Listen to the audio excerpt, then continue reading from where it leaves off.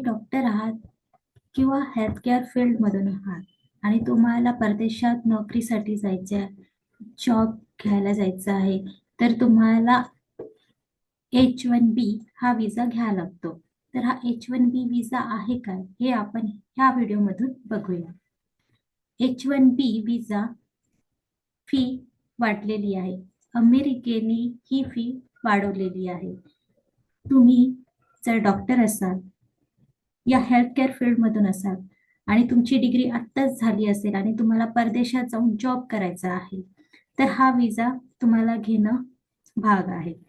तर हा H1B विजा आहे तरी काय, चला बघूया. H1B विजा हा एक, तुम्ही नोकरीला जेव्हा जाता अमेरिकेमध्ये, तर हा विजा तुम्हाला घ्यावा लागतो. त्यासाठी तुम्हाला आधी अप्लाय करावं लागतं. त्यासाठी काही फॉर्म असते, ते फॉर्म तुम्हाला फिलअप करायचं असतं.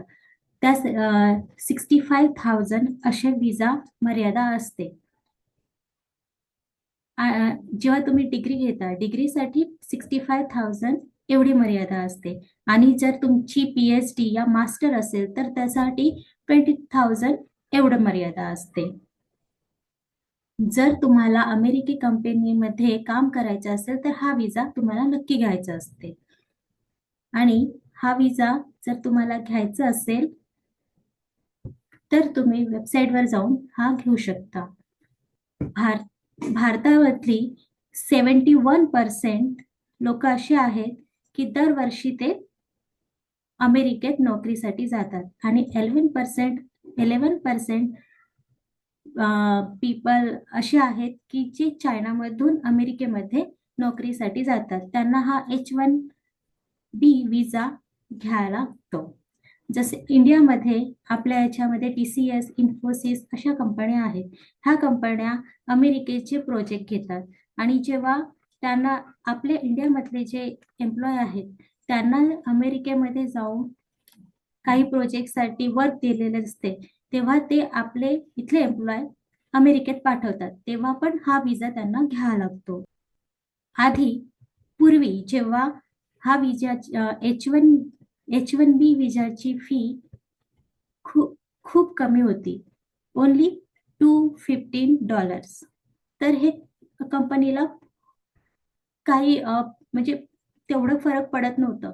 पण आता जेव्हा 2025 मध्ये H1B विजाची फी $100K एवढी झाली आहे, म्हणजे रुपीज मध्ये किती येणार, 88 लाख एवढी फी दरवर्षी तुम्हाला भरून द्यावं लागेल. तुम्हाला म्हणजे जी कंपनी तुम्हाला पाठवते ती कंपनी ती फी भरून देणार दरवर्षी. आणि जे पण ही फी कधी लागू होणार, जे आता नवीन अर्जदार आहेत त्यांच्यासाठी ही फी आता लागू होणार. ज्यांनी आधी केलं आहे त्यांना ही जेव्हा ते रिन्यू करणार तेव्हा $100K एवढी फी म्हणजे 88 लाख एवढी फी त्यांना भरून द्यायला लागणार आहे. नंतर परदेशात व्यवसायांना खूप अडचणी येतात. जसे की आता Amazon आहे, मायक्रोसॉफ्ट आहे, ह्या कंपन्यांनी पण विदेशातल्या दुसऱ्या विदेशातल्या लोकांना घेतलेले असणार.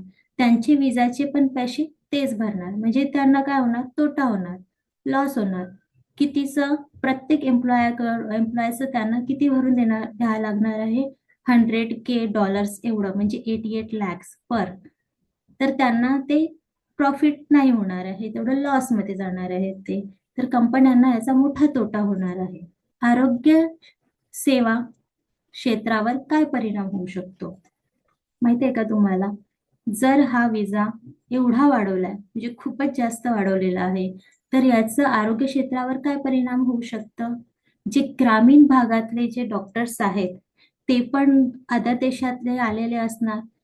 जर ते हॉस्पिटल एवढे पैसे ते भरू शकत नाही तर काय होणार की ते डॉक्टरांना काढून टाकणार. त्यामुळे तिथे डॉक्टरांची कमतरता होणार आणि त्यामुळे पेशंटला योग्य ते त्यांना ट्रीटमेंट मिळणार नाही आणि त्यांना रुग्णांना खूप त्रास होणार. फी वाढीमुळे खूप सारे परदेशातले जे लोक आहेत या एम्प्लॉय आहेत या डॉक्टर्स आहेत त्यांना ते काढून टाकणार. त्यामुळे H1B विजा वापरून परदेशात गेलेले भरती पण कमी होणार आणि ते लोक जे तिथेच राहतात त्या लोकांनाच ते घेणार, जेणेकरून त्यांचा तोटा कमी होणार. डॉक्टरांसाठी सूट. डॉक्टरांसाठी सूट म्हणजे मोठ्या संख्येने जर तुम्ही विरोध कराल, या मोठ्या संस्थांनी जर विरोध केलेला, अमेरिकेतील मोठे वैद्यकीय जे संस्था असतात त्यांनी जर H1B ची फी वाढीसाठी जर विरोध केला तर सूट मिळू शकते. कारण डॉक्टर भरती महागडी झाली तर रुग्णसेवा प्रभावित होऊ शकते.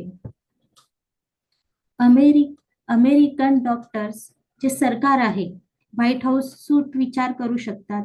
डॉक्टरांसाठी फी कमी करणे किंवा माफ करणे याचा पण विचार करू शकतात. कारण आरोग्य सेवा हा लोकांच्या दैनंदिन जीवनाची निगडीत महत्वाची मुद्दा आहे. जर डॉक्टरांची भरती राष्ट्रीय हितासाठी आवश्यक नसेल तर कसं होणार? ते आवश्यक असलंच पाहिजे. तर सरकारांनी फी माफ केलं पाहिजे. नंतर त्यामुळे हॉस्पिटलला आवश्यक डॉक्टर सहज मिळाले पाहिजे. सूट मिळाल्यास हॉस्पिटलसाठी परदेशी डॉक्टरांना घेणे सोपे होईल. त्यामुळे डॉक्टरांची कमतरता काही प्रमाणात तर कमी होईलच. ग्रामीण आणि दूरवरच्या भागात डॉक्टरांची कमतरता जास्त असते. ग्रामीण भागामध्ये जर फी कमी होणार तर परदेशातली डॉक्टर भरती वाढेल आणि ग्रामीण भागातील आरोग्य सेवा सुधारेल. कंपन्यांना आर्थिक खर्च. फी वाढीमुळे काय होणार? जे कंपन्या असतात जसे की मायक्रोसॉफ्ट आहे, तुमची इन्फोसिस आहे, ह्या लोकांना पण खूप खर्च होणार. कारण की ते पण परदेशातलेच लोकांना घेतात. त्यामुळे त्यांना त्यांना खूप तोटा होणार. ते काय करणार? मग काढून देणार त्या लोकांना आणि मग त्यांचे जे स्थायिक आहेत अमेरिकेतले त्या लोकांना घेणार. पण त्यांना असे लोक नाही मिळणार, टॅलेंटेड लोक जे की ते परदेशातले जे निवडून आलेले होते ते त्यांना नाही मिळणार आणि ते तिथलेच लोकांना त्यांना घ्यावं लागणार, कारण की फी वाढीमुळे. फी वाढल्यामुळे हॉस्पिटल आणि हेल्थकेअर कंपन्यांना परदेशी डॉक्टर भरती करणे महागडे ठरते. लहान व ग्रामीण हॉस्पिटलांना तर अतिरिक्त खर्च परवडत पण नाही. त्यामुळे ते डॉक्टर न घेण्याचा निर्णय घेऊ शकतात. फी वाढल्यामुळे परदेशी डॉक्टर आणि आरोग्य सेवांसाठी नोकरी मिळणे कठीण होऊ शकते.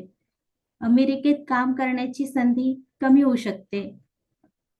हे सगळे कारण आहेत आणि ते जेव्हा जे लोक तिथे राहतात स्थानिक या व्यवसायासाठी ते भरती घेऊ शकतात, जे लोक तिथेच राहतात. फी वाढल्यामुळे काही कंपन्यांना तिथलेच राहणारे जे डॉक्टर्स आहेत त्यांना भरती करावं लागेल. मग त्यांना असं वेगळं काही ट्रीटमेंट मिळणार नाही आणि ते वेगळं काही शिकू शकणार नाही, जे की परदेशातून आलेले जे लोक डॉक्टर्स आहेत ते त्यांना ते शिकवू शकतात, नवीन काहीतरी गोष्टी शिकवू शकतात, ते त्यांना मिळणार नाही.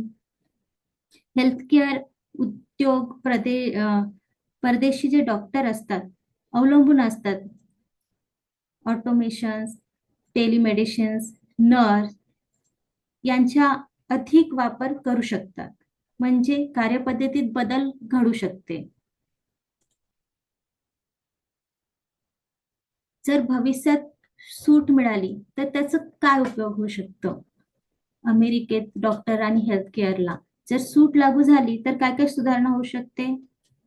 जर H1B फी मध्ये जर डॉक्टर व आरोग्य क्षेत्रासाठी जर सूट दिली गेली तर परदेशी डॉक्टरांची भरती सोपी केली जाईल. त्यामुळे डॉक्टरांची कमतरता पण कमी होईल ग्रामीण भागात आणि रुग्णसेवा आणि त्यांचं ट्रीटमेंटची पण चांगलं होईल आणि ग्रामीण भागातील अमेरिकन डॉक्टरांची टंचाई पण सुधारेल. फी सूट झाल्यामुळे हॉस्पिटल परदेशी डॉक्टरांना ग्रामीण भागातून नेमू शकतील, ज्यामुळे ग्रामीण आरोग्य सेवा पण सुधारेल. तिथले हळूहळू स्थानिक हेल्थ केअर वर्कफोर्स हळूहळू मजबूत होईल आणि परदेशातील जे डॉक्टर आहेत ते telemedicine, electronic health record, AI based diagnostics हे सगळे वापरून रुग्णांना जास्तीत जास्त जास्तीत जास्त फायदा करू शकतात. त्यामुळे रुग्णसेवा जलद, अचूक आणि सुलभ होऊ शकते. फी सूट सोबतच सरकार ग्रामीण भागाची विशेष प्रोत्साहन योजना लागू करू शकतात. त्यामुळे दीर्घकाळ आरोग्य सुधारणा साध्य होऊ शकते. H1B विसाचा मार्फत काय परिणाम भारतात काय परिणाम होऊ शकतं असं तुम्हाला माहित आहे का? जर माहित असेल तर कमेंट सेक्शन मध्ये सांगा.